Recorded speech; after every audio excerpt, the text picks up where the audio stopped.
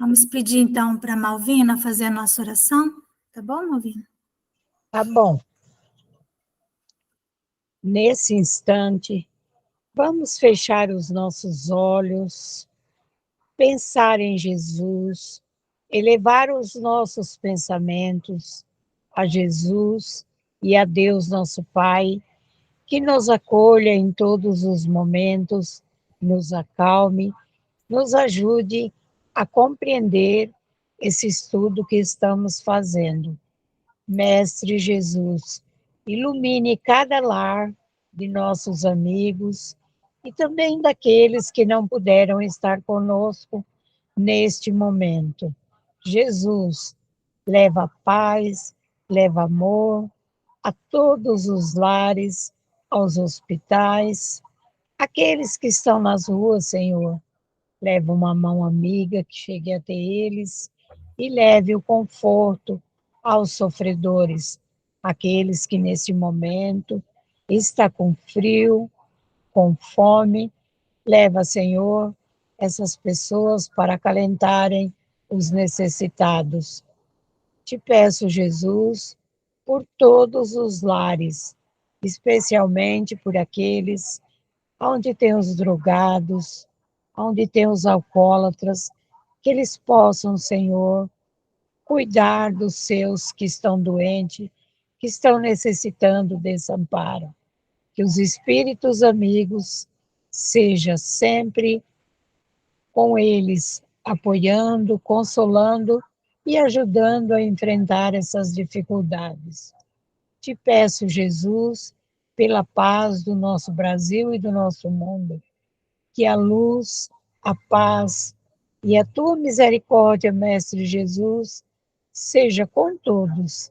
Esteja, Senhor, conosco neste momento, aconselhando, amparando e sempre, Senhor, próximo a nós, para nos ajudar a vencer a batalha em que estamos vivendo.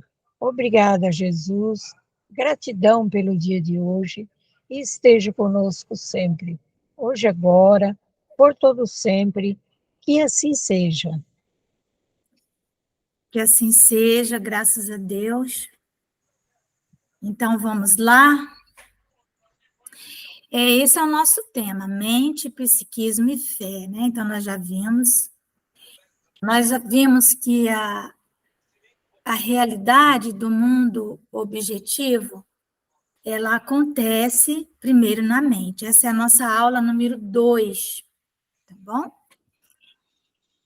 Então, a nossa mente, ela é extremamente poderosa. Ela tem potências. Potências. Não significa que essa potência seja uma energia cinética, vamos dizer assim, que esteja em movimento. Ela pode ser uma energia potencial, puramente. Aquela potência que está lá, mas que não é usada. Para ser usada, nós precisamos armar a mente, como nós falamos, né? Então, se você você quer guardar sua roupa, compra um guarda-roupa, você tem que armar o guarda-roupa. Mas se você está meio com preguiça e você só arma aquela parte onde você vai, né, aquela ararazinha, você vai colocar a roupa ali, vai usar, vai ser útil, mas ele não estará sendo utilizado com toda a sua potencialidade. Assim acontece com a nossa mente. Deus nos deu potências que nós vamos, conforme a nossa consciência ela vai avançando, nós vamos compreendendo melhor a realidade. Ao compreender melhor a realidade, nós vemos que nós temos algumas potências ali que podem ser utilizadas e utilizamos essas potências. Então, nós transformamos energia potencial em energia de movimento, né? Então, a mente, essa estrutura, vamos imaginar um campo magnético. Ela se espalha no universo que nos cerca. pode ir muito além do que os nossos olhos conseguem enxergar. Então, a mente, né, esse campo magnético, esse magnetismo, ela atinge o nosso corpo todo, a nossa realidade social e vivencial, portanto, os nossos valores de vivência, as nossas relações, os raciocínios, né? Mente, as emoções e o psiquismo, eles se dilatam através de campos magnéticos que estarão em dimensões diferentes. Então, nós podemos chamar a mente um grande campo magnético e podemos separar algumas dimensões da mente. Algumas nós vamos chamar de emoções, que em verdade são sensações, nós já falamos, né, que as emoções, elas estão numa dimensão tão fora da matéria que é para nós muito difícil alcançar essa faixa. Só em momentos de muita iluminação, de muita meditação, nós conseguimos alcançar a dimensão das emoções. Normalmente nós ficamos na dimensão das sensações. E essa dimensão das sensações nós podemos chamar de psiquismo. Ou mesmo alma, né? Porque psiquismo é ou psique é uma palavra utilizada por um neurologista, psiquiatra, médico, que eu gosto de chamar, porque o nome dele é Sigmund Freud. Quando você vai ver a fonética, Edmund, né? Então, eu me lembro Edmundo Freud, né? Esses dois nomes, eles têm um significado muito parecido, mas o nome dele é Sigmund Freud. E ele, então, que começou a cunhar essas palavras para nós, porque ele não conseguia entender muito a questão da alma, às vezes ele chamava de psique. E a alma, para nós, é o espírito que está prisioneiro do corpo, encarnado. Então, a alma encarnada, ela tem uma dimensão que não é só corpo. E isso que o Freud viu, mas ele não conseguiu chamar de espírito, porque ela sofria uma interferência imensa do corpo, então ele chamou de psiquismo. Mas ele se referia àquelas sensações. Então, nós não vamos poder dizer que o psiquismo está relacionado com as emoções verdadeiras, se é que vocês conseguem me entender. Mas os nossos raciocínios, sejam eles psíquicos, né? Aqueles raciocínios que nós fazemos baseado em sensações, e que são raciocínios muito rápidos, por isso que a maioria das vezes, quando nós raciocinamos com base nas nossas sensações, né, ou nas nossas emoções, vamos dizer assim, normalmente nós erramos, porque é no calor da discussão. Então, as nossas sensações, elas nos dão uma ideia muito fragmentada da realidade. A gente só vê aquilo e, então, nós tomamos decisões que não são as melhores. Mas os nossos raciocínios, eles se dilatam, eles se expandem através de campos magnéticos. Então, é por isso que a uma ideia sucede outra. e muitas vezes nos perdemos nos nossos raciocínios. Nós começamos a divagar, porque ele vai se dilatando e perdemos o controle sobre os nossos raciocínios. Então, uma ideia nunca é somente uma ideia ou imaginação. Ela nunca é uma coisa só. Inúmeros processos cerebrais são acionados a partir das nossas ideias. Então, quando nós falamos do pensamento, do controle do pensamento, nós estamos falando de questões extremamente complexas, né? De processos sobre os quais nós temos pouco conhecimento, não é? Pouco conhecimento, porque esses processos, eles estão vibrando em dimensões diferentes.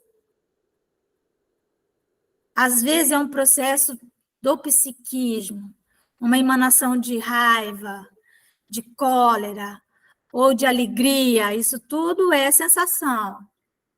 Então, quando você estiver feliz, né? Porque felicidade para nós é estar alegre, não é?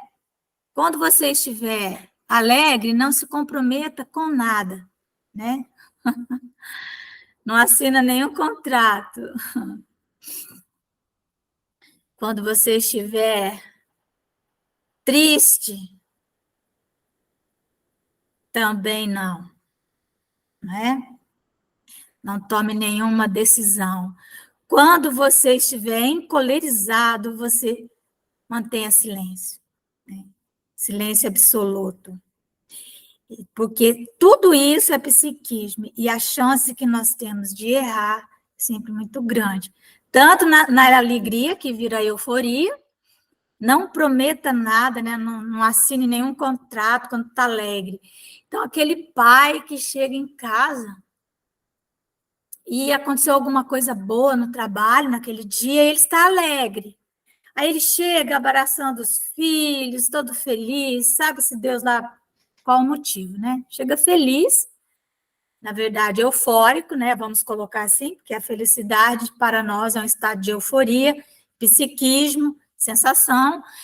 E aí ele fala: olha, domingo nós vamos para a praia, né? Mora no Rio de Janeiro, nós vamos na praia, ou domingo nós vamos fazer isso, aquilo, outro, né? Vamos fazer um passeio, porque ele está alegre. Ele faz uma promessa. Só que ainda é terça-feira, segunda-feira. Quando chega no domingo, o psiquismo é outro. E ele já fez a promessa. Agora ele está irritado, ele quer ficar em casa, ele não quer sair. Mas ele já se comprometeu lá atrás, né? Então é isso.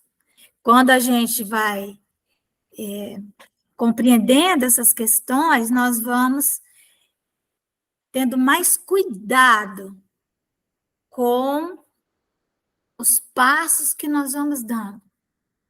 Com a nossa fala, a gente não vai dando a nossa opinião muito rapidamente. Eu quero aqui só falar do Freud, tá? Sigmund Freud, que eu gosto de chamar de Edmundo, mas não é Sigmund. Porque essa pessoa é bom que a gente conheça. Dizem que a ciência ela tem que ser acessada de uma forma simples, que qualquer pessoa possa conhecer. A gente não pode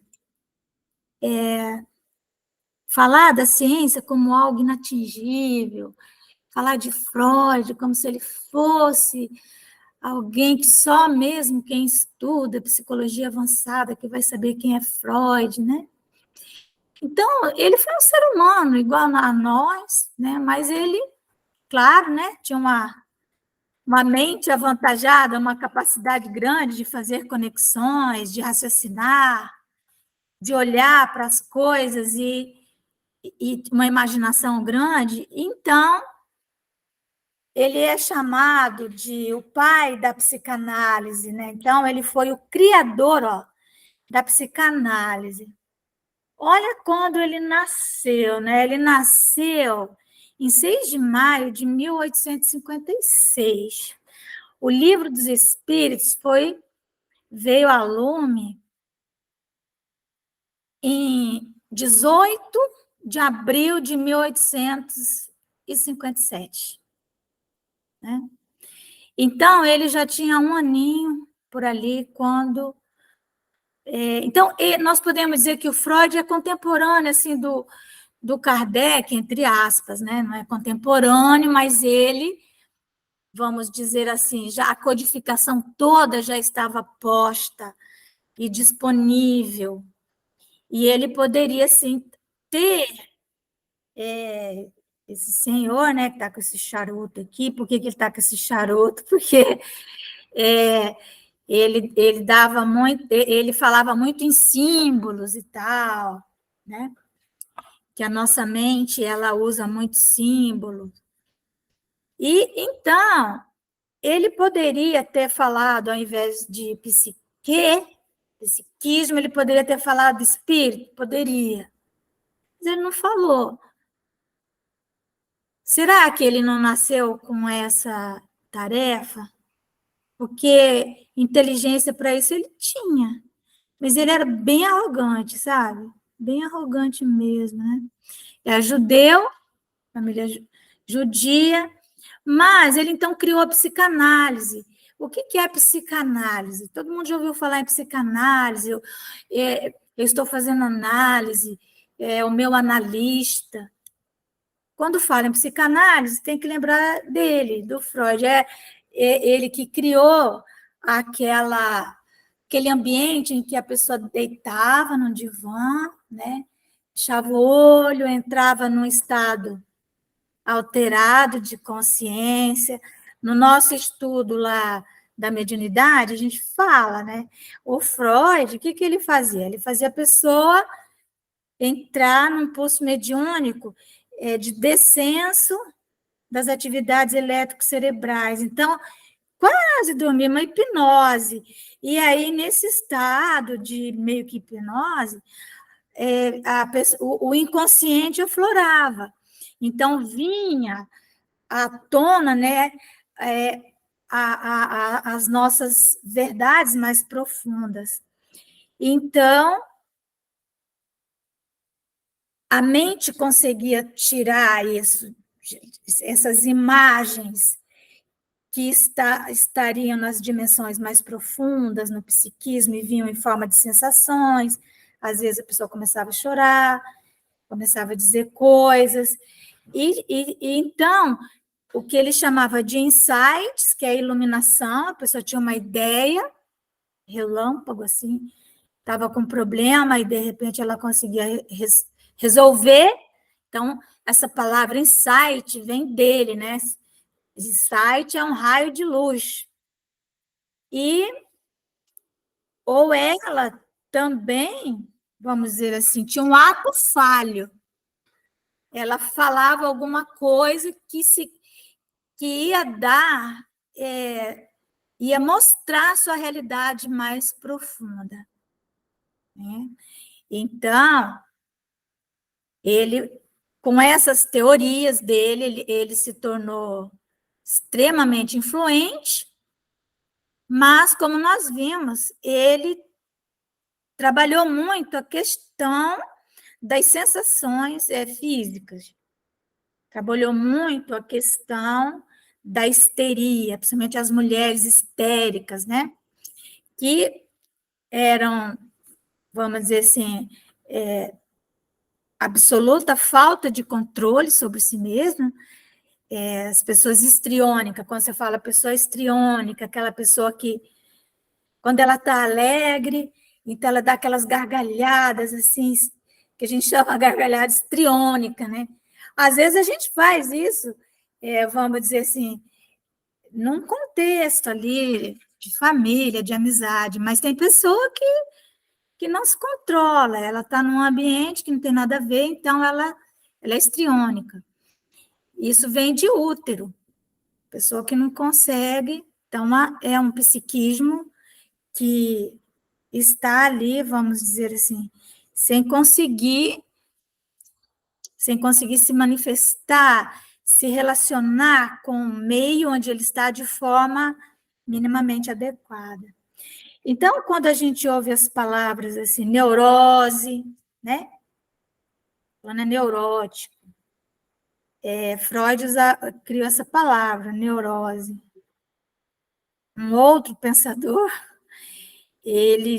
Freud dizia que todos nós somos neuróticos. Um outro psicólogo também, médico, neurocientista da época, Gustave Geley, ele já usou a palavra obsessão mesmo, obsessão espirítica para neurose.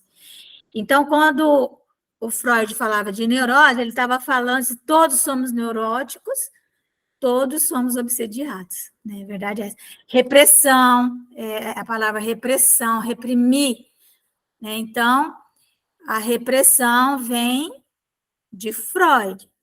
Projeções, as nossas projeções, nós projetamos no outro aquilo que nós estamos sentindo, então nós fazemos esse mecanismo de projeção, muitas vezes, jogando para algum comportamento, alguma dor interna que a gente está naquele momento, está sentindo dor, então nós não sabemos como lidar com isso, fazemos igual um gatinho, né? Meu gatinho, ele está com dor no dente, ele arranha a gente. Ele não quer arranhar, ele é porque ele está com muita dor. Então, às vezes, as pessoas nos agridem, mas quando elas nos agridem, é porque elas estão fazendo um mecanismo de projeção de si mesmo. Né? Então, tudo isso se popularizou a partir dos seus espíritos, tá bom? Então, já sabe, né?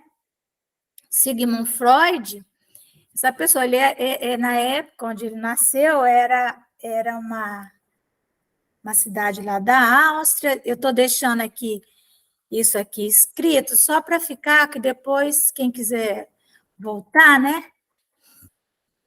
Então, ele é muito conhecido também por teoria de complexo de Édipo, né? E complexo de Eletra, que é complexo de Édipo, é o filho que tem uma relação, vamos, de sexualidade com a mãe, complexo de Édipo,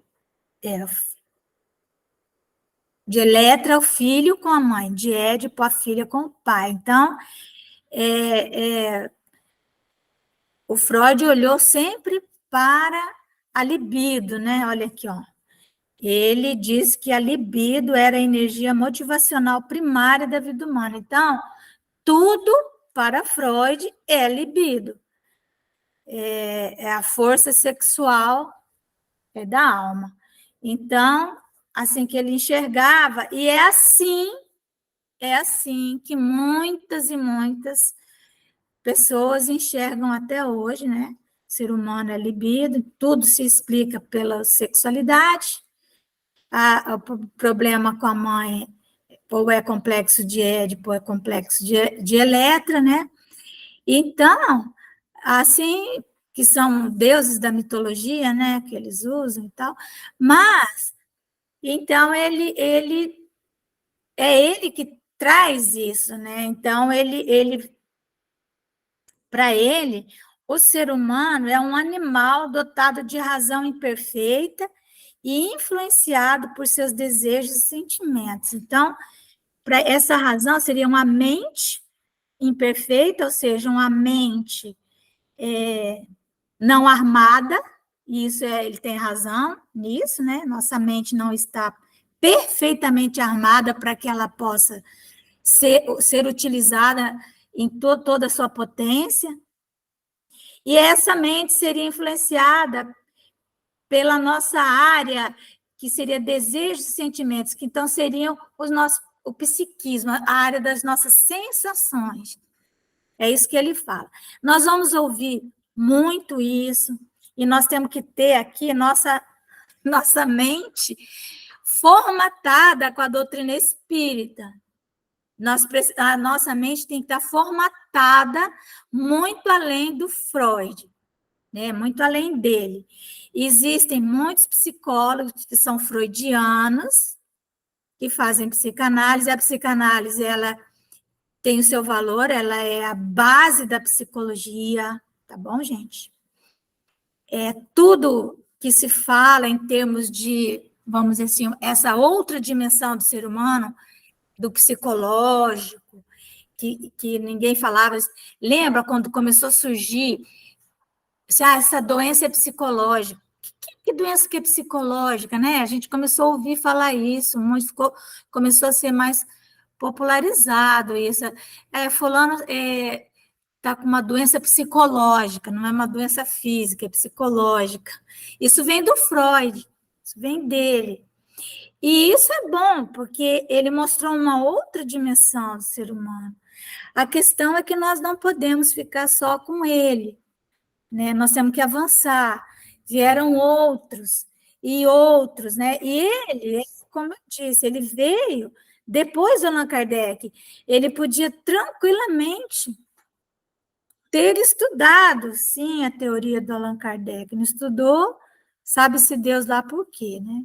Bom, então, e em função de Freud não ter avançado, e depois um outro que veio depois dele também, eu nem coloquei aí, porque o que importa é ele, vieram vários outros, por exemplo, um outro chamado Carl Gustav Jung, né? Jung, que escreve.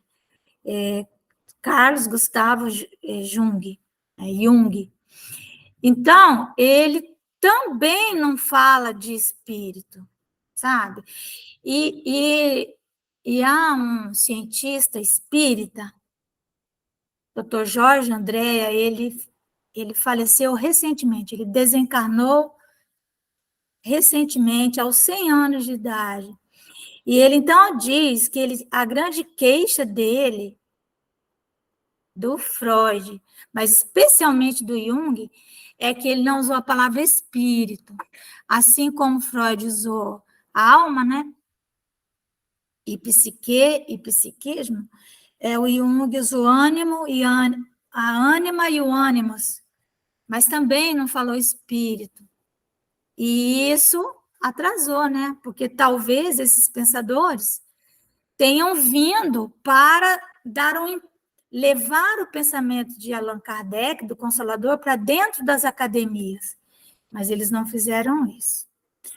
Tá? Então, para ver que a obra pode atrasar? Pode. A obra atrasa? Atrasa. Por causa de nós, os seres humanos. Então, cada um tem a sua tarefa, cada um tem a sua missão, né? E nós não podemos colocar a responsabilidade em ninguém, porque mente com potência nós temos. Freud tinha, Jung também, e outros, mas eles tiveram, né? O orgulho talvez não os tenha deixado falar espírito, por orgulho, para não ser criticado pela ciência da época, mas vai saber, né, no mundo espiritual, se eles não se arrependeram, né, um pouco. Bom, então, nós vimos aqui atrás, ó, não esqueceu o Freud, só estou falando isso porque é muito importante saber dele, né? Então, uma ideia nunca é somente uma ideia ou imaginação. Muitos processos cerebrais acontecem para que uma ideia se componha. Então, quando nós temos uma ideia, a ideia, na verdade, ela está fundamentada num objetivo. Ninguém tem uma ideia se antes ela não tinha, vamos dizer assim, um desejo, né? Aí eu tive uma ideia não nasce do nada, né? Às vezes se está conversando a respeito de alguma coisa e surge uma ideia, né? Isso é fruto de inúmeros processos cerebrais, né? Qual é a sua ideia a respeito disso? Você tem que fazer um monte de raciocínio ali na sua mente. Às vezes é raciocínio mental, puro e simples, que envolve o mundo absolutamente material, e às vezes envolve algo mais profundo, certo? Então, a ideia, ela está sempre relacionada com algo que nós desejamos. E aí o Freud, ele vai falar sobre essa questão dos nossos desejos, né? Os nossos desejos e os nossos sentimentos, eles influenciam a nossa mente. E influencia mesmo, né? Com certeza. Desejo gera necessidade. Se a gente deseja uma coisa, junto com o desejo tem uma necessidade de que aquilo seja atendido. Necessidade é uma coisa que precisa ser atendida. Você tem sede, né? O corpo tem sede porque ele tem uma necessidade de ser suprido de água, então você tem desejo de tomar água, sede, um desejo de tomar água, e então você precisa suprir isso tomando água, certo? A questão é que o que é que nós desejamos, não é? Nós precisamos saber o que desejamos e fazer uma escolha. Hoje o mundo está colocado de uma forma que nós somos levados a desejar as coisas. Tu liga a televisão e você é influenciado por todo um sistema, né? Que nós temos que estar muito atentos a ele, que nos levam a desejar consumir tal coisa, tal alimento, né? Coca-Cola. A Coca-Cola, nós consumimos a Coca-Cola a partir de um desejo que foi colocado na nossa mente. Nós escolhemos a Coca-Cola em vez de água, sendo que água é muito melhor. Ou melhor, a água é saudável, Coca-Cola é um veneno. Mas por que que nós estamos com sede e não tomamos água? Nós tomamos Coca-Cola, porque nós desejamos Coca-Cola. Por que que nós desejamos Coca-Cola? Porque alguém enfiou isso na nossa mente, nossa cabeça. Então, os donos, né, da Coca-Cola, que na verdade não faz só Coca-Cola, grande maioria dos refrigerantes, eles são donos. Então, eles dizem o seguinte: o sistema deles de comunicação é tão potente, chama-se marketing, né? Marketing significa você vender o seu produto, vamos dizer assim, né? Como é que eu vou vender meu produto? Então, você tem que expor o seu produto, tem que mostrar, tem que dizer que o seu é o melhor. Então, a Coca-Cola, eles dizem o seguinte: a cada 4 minutos, nós temos que ver o símbolo da Coca-Cola. E nós vemos o símbolo da Coca-Cola a cada 4 minutos. É por isso que fica na nossa mente como uma hipnose. Então, eles fazem propagandas usando todo um sistema de neurolinguística para que a gente venha tomar Coca-Cola. Estou dando exemplo da Coca-Cola porque é o maior veneno que nós temos hoje, né, no nosso planeta. Então, como que eles colocam? Então, por exemplo, se o teu cérebro, a nossa mente, se você falar sim, sim, sim, sim, na quinta vez a sua tendência é falar sim. Você naturalmente se condiciona a responder sim. Lembra do atavismo celular? A mente fica condicionada a responder sim. A mente. A realidade que ela pega, ela já pegou 4 sim, então o quinto vai ser sim. Ela já vai e já responde sim. Então, o que a Coca-Cola faz? Ela coloca lá uma praia linda, todo mundo correndo na praia, é uma coisa bonita. O teu cérebro fala, sim, né? Aí ela coloca uma outra imagem, pessoal fazendo um churrasco. Sim. Uma outra imagem, pessoas se abraçando, suores correndo, alegria, todo mundo rindo. Sim. Aí a última coisa, destampa uma Coca-Cola. Tome Coca-Cola. Aí você sai correndo, vai na geladeira e abre uma Coca-Cola. Por quê? É você que desejava Coca-Cola? Não. Assim com roupa, assim com carro, assim com sapato, assim com bolsa, assim com comida, assim com pessoas, né? Os nossos ídolos de pé de barro. Você ouve tanto aquelas músicas de péssimo calão que a sua mente se condiciona. Aquilo tá bom. Então, estar atento a tudo que nos rodeia é muito difícil, né? Por isso Jesus fala, né? Vigiai e orai, a fim de que não venhamos a cair em tentações, né? Pra você ter uma ideia, quando você toma um copo de Coca-Cola, dizem os nutrólogos que você precisa tomar 6 litros de água para você eliminar todo o açúcar e todas as impurezas que estão ali naquele um copo.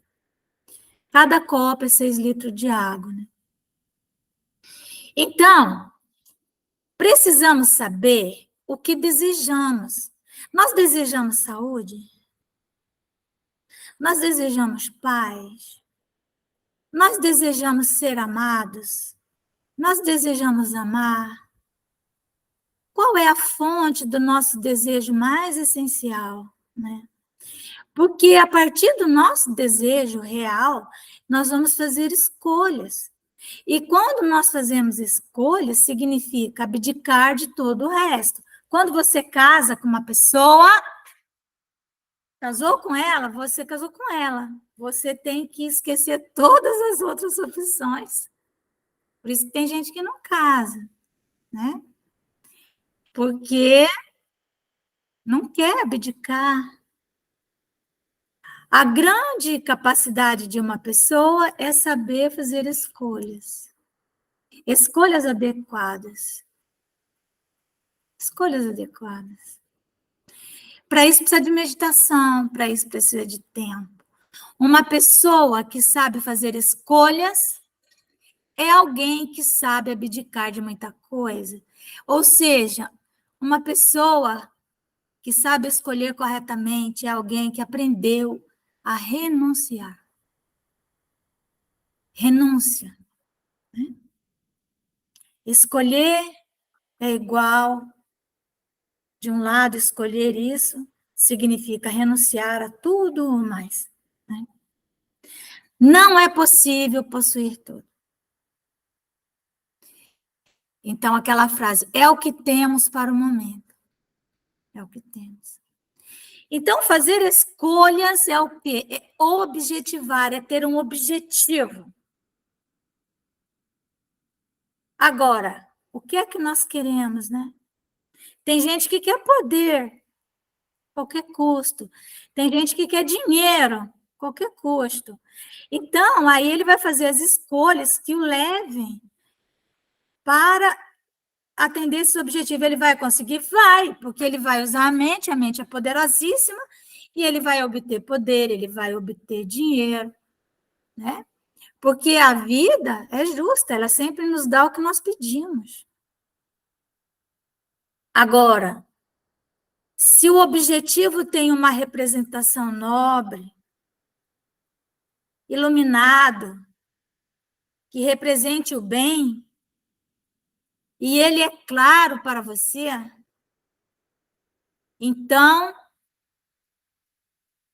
você está no caminho do milagre coerente. O milagre, porque a nossa mente faz milagres.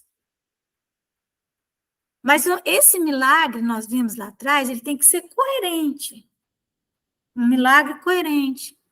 Quando o teu objetivo é poder, simplesmente pelo poder, você vai chegar lá, você vai conseguir. Você vai atingir esse milagre, mas ele não tem coerência. Porque ele não tem representação nobre. Então, o objetivo não é algo impossível. Não adianta também você ter um objetivo que é inalcançável, que você não, que seja inviável. A pessoa está em estado terminal e você quer que ela sobreviva. Então, isso não é viável. Você vai ter por objetivo, numa situação dessa, a esperança. O que é a esperança, né? Que o nosso trabalho aqui é fé, esperança e caridade, nosso objetivo é esse. A esperança é aquele campo que nos coloca numa zona de consolo, ser consolado, né? É isso que a esperança faz, ela abre para nós uma nova visão de realidade. Essa pessoa que eu tanto amo, ela vai desencarnar, mas aí a coerência, né? Com a doutrina espírita, com aquilo que a gente acredita. Então, nós não vamos desejar que ela permaneça se ela está numa situação de grande sofrimento. Né? Nós vamos desejar que ela parta em paz, isso é uma coisa possível, que nós possamos ajudá-la nessa travessia. Então, os nossos objetivos, eles devem ser minimamente viáveis, né? Se eu tenho 50 pés de manga, não adianta eu querer colher uva. Eu vou ter que fazer o quê? Suco de uva para vender, suco de manga para vender, doce de manga pura. Entendeu? Meu objetivo vai ser esse, eu vou criar uma empresa que trabalhe com manga, né? Mas também, para que eu quero uma empresa que trabalha com manga, né? Para ganhar dinheiro. Mas para que eu quero dinheiro? Então, o dinheiro... Então, esse meu objetivo, ele deve representar o bem. O que é o bem, né? Algo que tenha um significado, que tenha, vamos dizer assim, que diga para mim alguma coisa. Não é? O bem também, ele é composto, né, de 3 fatores. É um resultado, né, o bem, que ele tem que ter alguma significância para mim. Tem que me dizer algo. Esse algo tem que ser útil. E ele tem que estar em harmonia com o contexto. Então, tem que ser coerente. E quando, então, nós temos esse objetivo dentro disso tudo aqui, nós vamos armando a nossa mente para atingir esse objetivo. Porque o que a mente vai fazer, então, quando nós trabalhamos com um objetivo claro e definido? Um objetivo que tenha representação no bem, né? Que tenha representação nobre. Quando o nosso objetivo é esse, verdadeiramente, né? Verdadeiramente. Às vezes nós dirigimos uma casa espírita, mas o nosso objetivo, no fundo, a gente não conseguiu ter poder lá fora, então vai ter poder dentro do centro espírita, né? Então, quando o nosso objetivo é nobre, a mente, ela vai construir um elo entre nós e os nossos objetivos nobres. Pode ter certeza que você vai alcançar. Então, a mente vai fazer isso. Nós temos esse poder. O objetivo tem que ser algo viável, né, minimamente, ter representação nobre, ter representação no bem. Né? E então, nós vamos, entre o nosso estado atual, o momento que nós estamos, e o nosso objetivo, aqui na frente, nós vamos ter várias etapas intermediárias, que nem sempre nós vamos conseguir enxergar, né? Que são desconhecidas para nós, né? Então, às vezes, nós vamos voltar a isso, só vou finalizar, mas isso aqui nós vamos meditar nisso, isso é muito importante, próxima segunda-feira. Então, a mente vai construir esse elo entre nós e nossos objetivos nobres, certo? Mas até nós estamos vendo lá, só que tem um monte de etapa aqui antes, que nós não estamos enxergando nem todas, porque às vezes nós estamos olhando para frente assim, e tem uma vala aqui que nós não estamos vendo, a gente está vendo aqui, entendeu? E aí quando chega aqui, você não tem como pular logo para cá, você tem que descer, vir, voltar, subir, né? São as etapas intermediárias, elas nem sempre são visíveis, e elas são desconhecidas para nós. Então, como nós não conhecemos essas etapas intermediárias, quando nós chegamos numa etapa intermediária, nós podemos, vamos dizer assim, falar, não vou dar conta. Porque tem um abismo aqui, vou ter que atravessar esse vale inteiro para chegar lá e colher uma maçã, que eu estava enxergando ela, mas eu estou enxergando ela, mas para chegar lá, como é que vai ser, né? Então, nessas etapas intermediárias, nós podemos deixar de acreditar no objetivo nobre. Nesse momento, a nossa fé desfalece. Perdemos a fé. Vou dar um exemplo bem rápido do que nós estamos vivendo no nosso Brasil hoje. Quem imaginava, né, que nós iríamos passar por essa etapa? É uma etapa intermediária. Por mais que nós imaginássemos o que seria, nós não conseguimos pensar nisso tudo que está acontecendo. E aí a nossa fé pode desfalecer. Por isso que Jesus falou, né? Seriam tantas as iniquidades, nós iríamos cair num momento que teria tanta vala, tanto abismo, tanta sombra, tanto problema, que a fé de muitos esfriaria, né? Então, meus irmãos, nós vamos ter que ir encerrando, não é? Porque temos muito material aí de meditação, não temos? Eu vou parar de gravar para a gente conversar aqui e na próxima segunda-feira nós vamos continuar. Para a gravação.